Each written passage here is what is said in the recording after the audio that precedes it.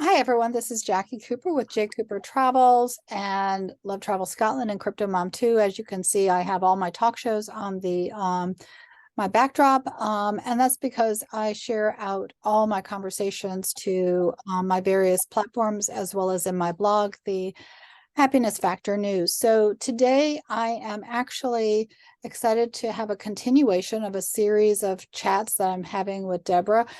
Before I kind of hop over to her, for those that are new to J. Cooper Travels, it's about how do we travel in life, not just about geographically where we go, even though for sure this year we're going to be talking more about places around the world. It's also how do we travel in life, both personally, professionally, with family and within ourselves.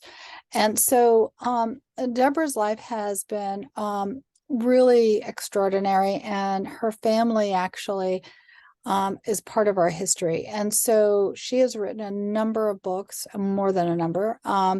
And we've had a variety of conversations on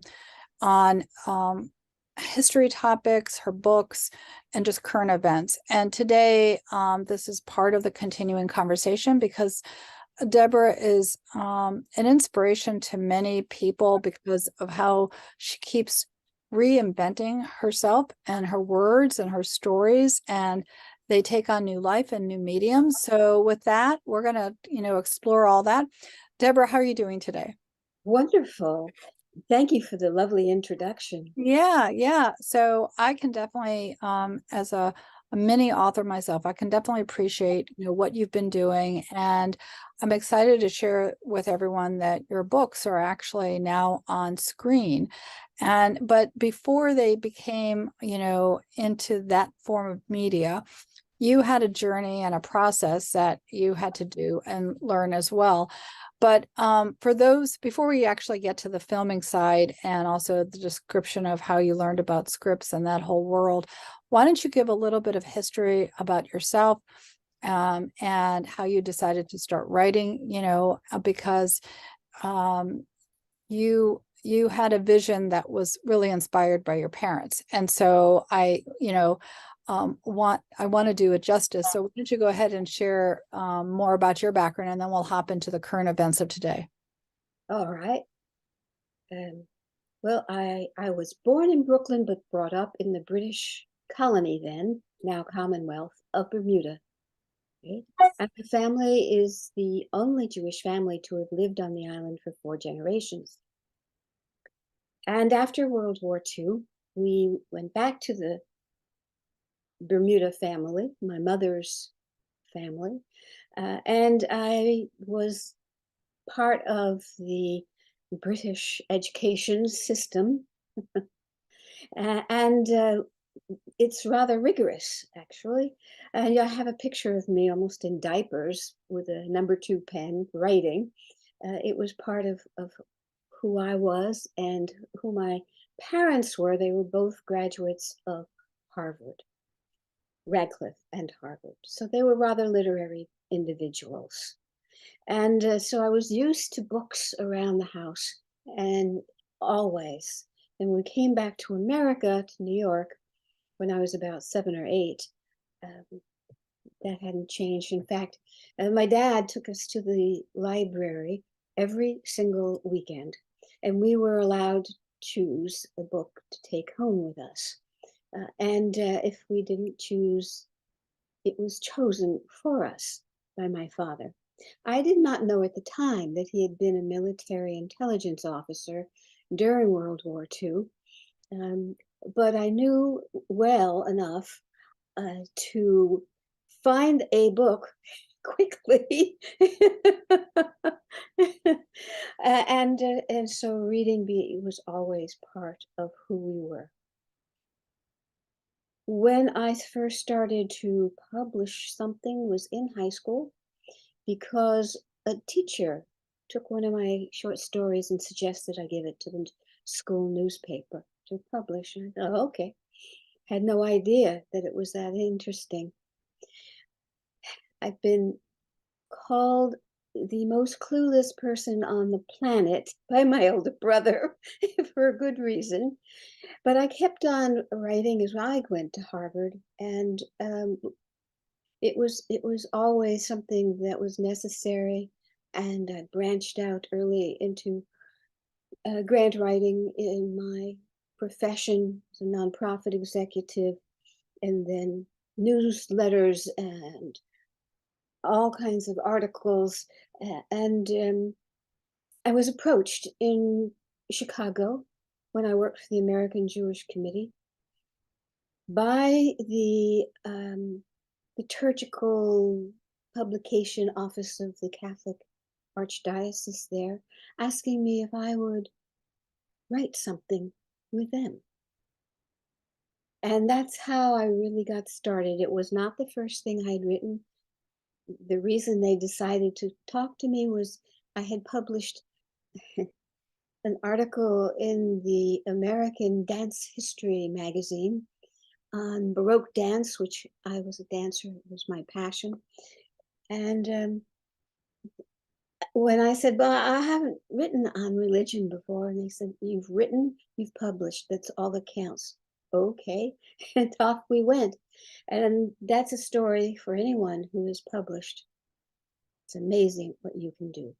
And I kept going. So it's been 15 books, awards, and just joy in doing it. And then I felt the world had changed enough that I needed to learn how to write scripts.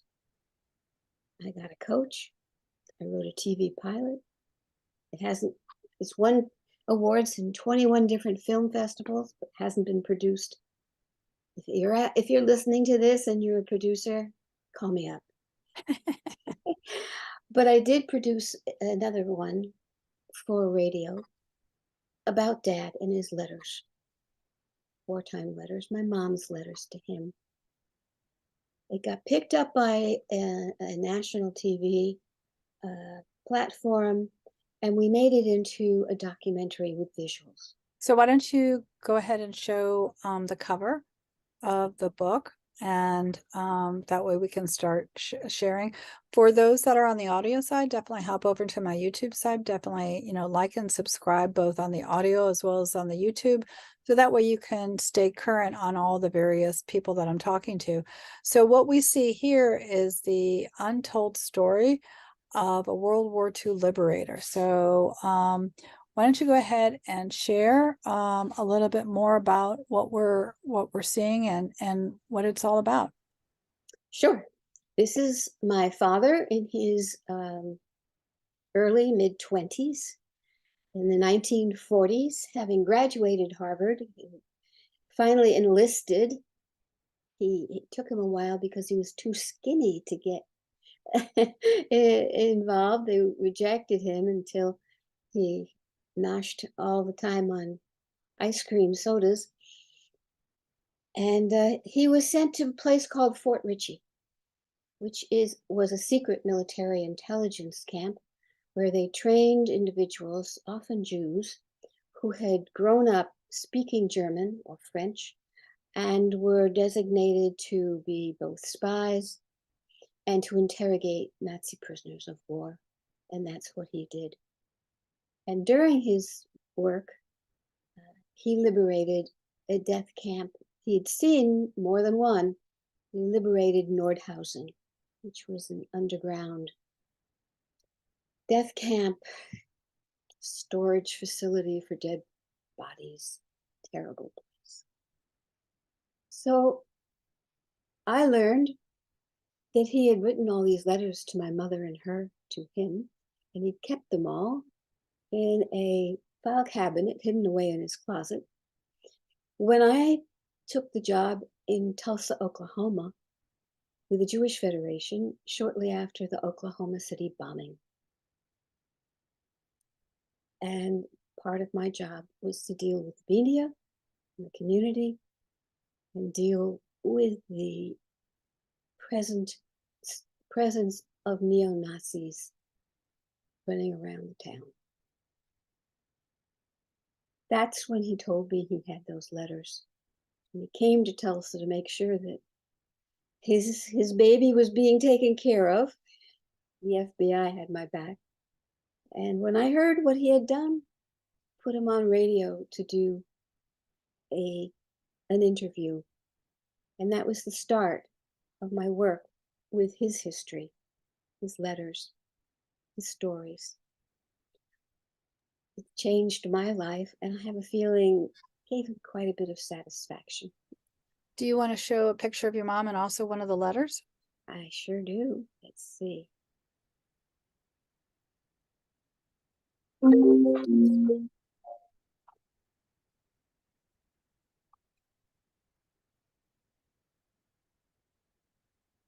So, let's see. Can you see my mom? No, let's see. No, try again.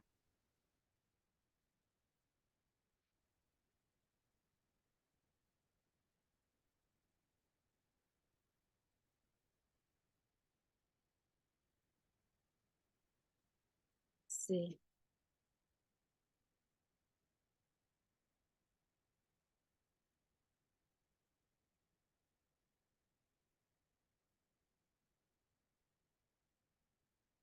Still not working very well. I can show the picture. I can embed the picture of your mom if you would like to send it to me. Try to see if you can show the letter.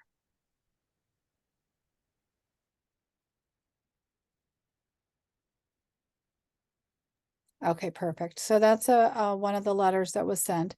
So talk about the process of your learning how to write scripts, how to get funded, how to network in this business, because that's a whole nother area that you were learning about. Yes, indeed. All right. So, as you can see, the letter is handwritten, and it is beautiful. Dearest darling, she called him, this military officer, honey boy. He called her, for reasons I've never figured out, pie face. So they loved each other, and I felt that that legacy, in addition to the wartime experiences, really should be told. It was part of the education of what had made my father's perseverance possible during the time when he was seeing the Holocaust in person. So, in doing so, I started to write a memoir with his letters. It's called The Liberator's Daughter. And he was still alive at that time. And I showed him a chapter, and he said, well, you're getting there, dear, which is his military way of saying, um, right now this is a piece of crap, but I'm sure that if you keep trying, it'll get better. And I did. But frankly, I was not able to complete the memoir till many years after his passing, in part because it was very emotional reading these letters. And I had to have time to process what I was reading and what he had seen that he had really never talked about. And so I put together eventually the memoir, The Liberator's Daughter, and people came to me and wanted more. You know, wow, that's a story.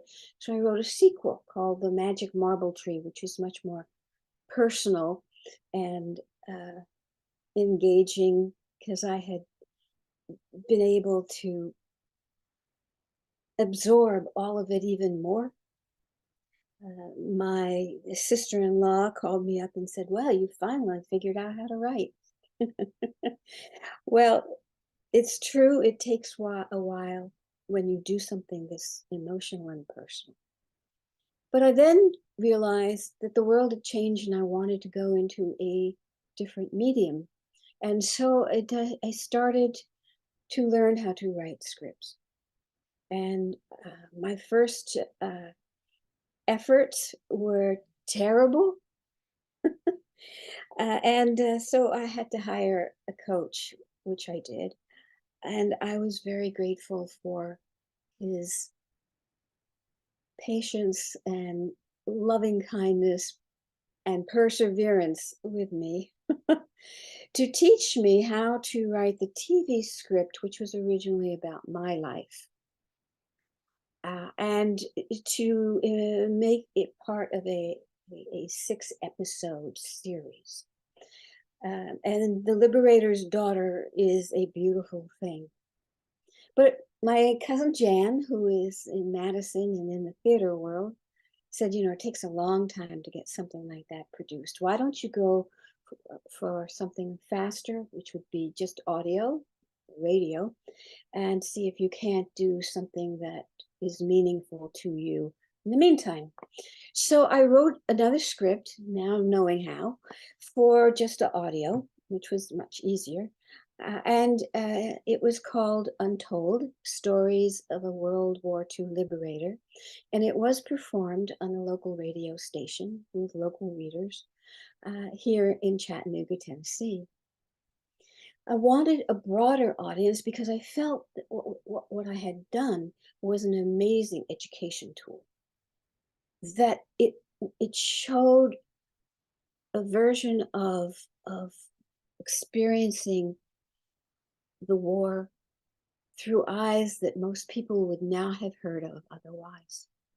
So I contacted something called Jewish Life TV, and they were wonderful, assisting me in creating the documentary, which it has visuals in addition to the audio. They were very persistent, but I'm sure they might have thought I would drop out after a while, but I've been an editor myself for 16 years of the American Diversity Report, and I really respect editors.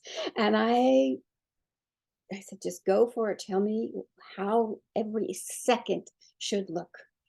And we did until it, as they say in the military, passed muster.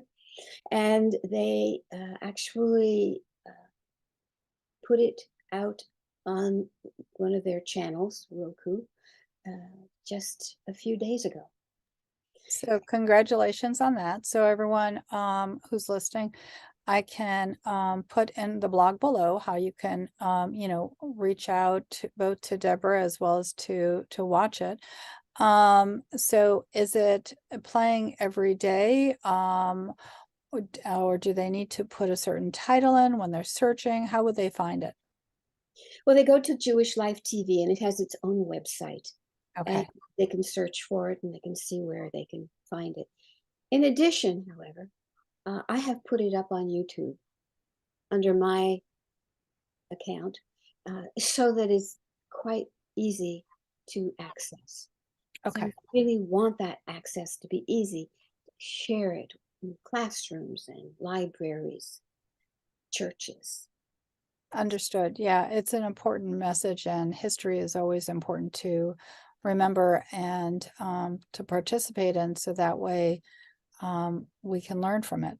So was this an easy process for you, or did you find, would you say that being a woman made it easy, made it difficult? Did you have mentors? You have mentioned some, but what's your overall view of this whole experience? It is not easy.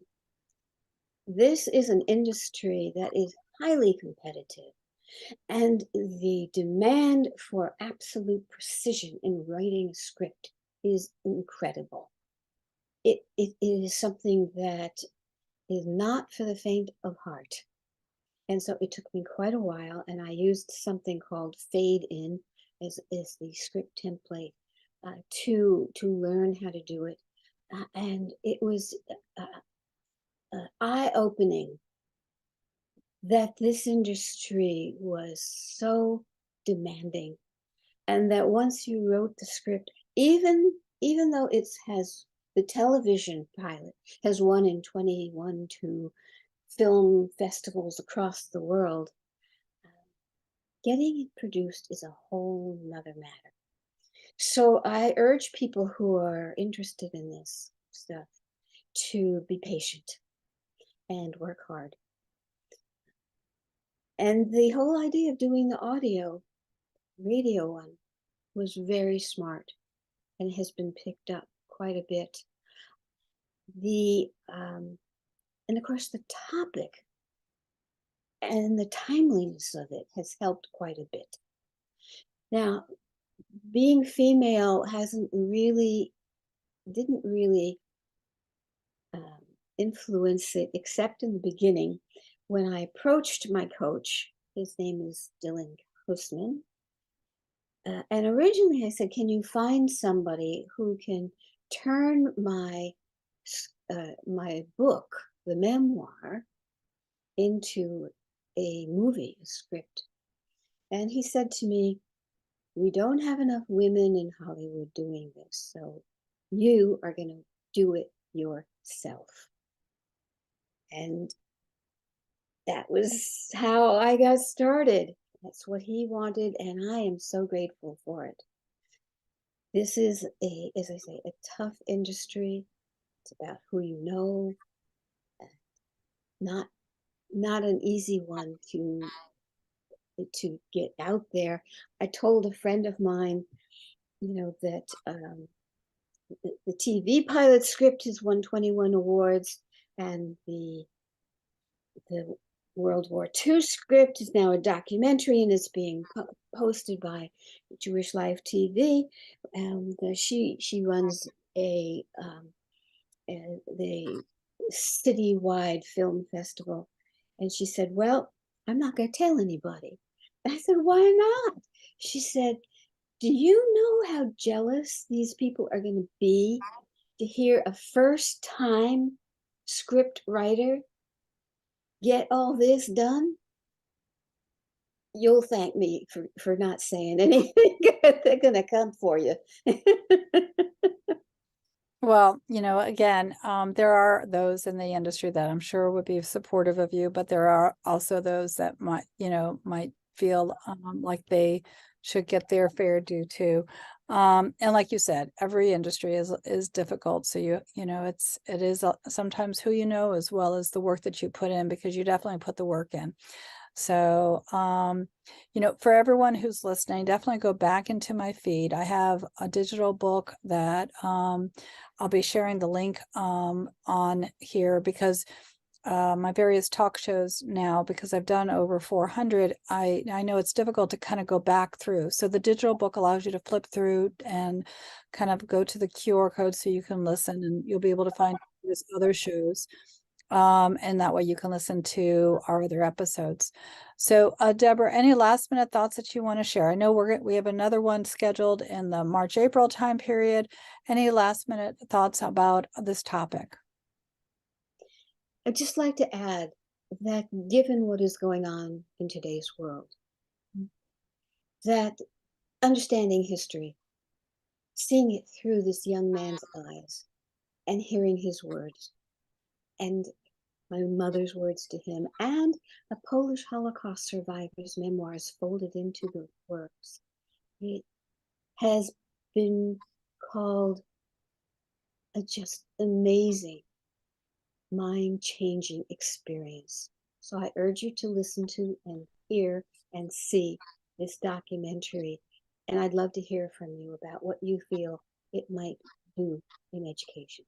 Yeah, for sure. I think that what you're saying is extremely important. We do need to incorporate the events of the war and everything that occurred around in our schools, so that way each generation is aware of what happened in the past. Because if we don't teach about information about various events, then it's as if it didn't happen.